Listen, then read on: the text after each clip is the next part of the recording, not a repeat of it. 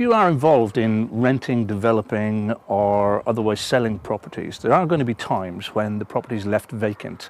During those times, you need to make sure that your asset is pretty well protected, or as protected as it can be.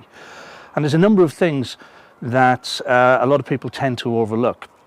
Unoccupied properties are a magnet. They're a magnet to those who want to strip out the copper, maybe strip out kitchen appliances or anything that's been left in the property that they can get away with. These burglars, they're not particularly just after occupied properties and the goodies that are available in those.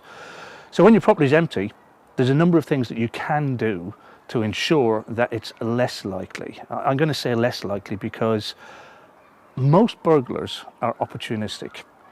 And I mean opportunistic in the sense that they will take the easiest possible target. You're never going to combat burglary completely, but what you can do is move it down the street, move it away from your property by making it that little bit less attractive for the burglar.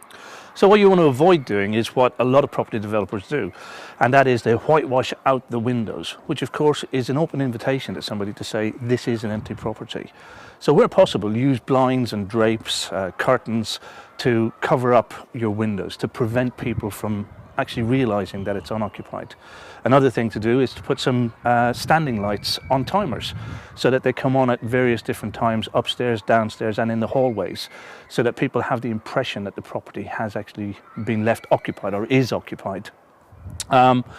Taking care of your locks. I've seen people spend a small fortune on locks to secure the actual door, completely forgetting that the window beside it allows somebody to break the window and reach through and access the lock. So don't think that by spending a fortune on security measures, it's actually going to secure the property. There's some of the simpler things can help as well. Another example are houses that have garages attached to them. Quite often people will secure the main doors and the main windows and completely forget about the garage door and the access from the garage through to the house. And of course, once the person is in the garage, they have complete access to the house and they've all the time in the world to work on breaking into the property because nobody can see them once they're inside the garage.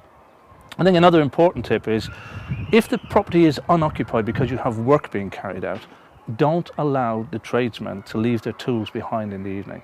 Now, some of the tradesmen will think that it's very convenient and it's handy and they can store their tools there at night.